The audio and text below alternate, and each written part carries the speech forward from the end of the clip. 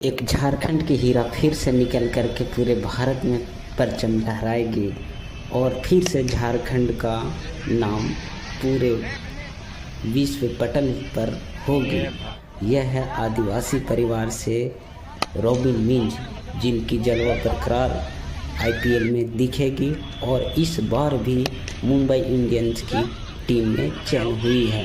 देखिए इनकी जलवा कुछ इस प्रकार से बैटिंग है।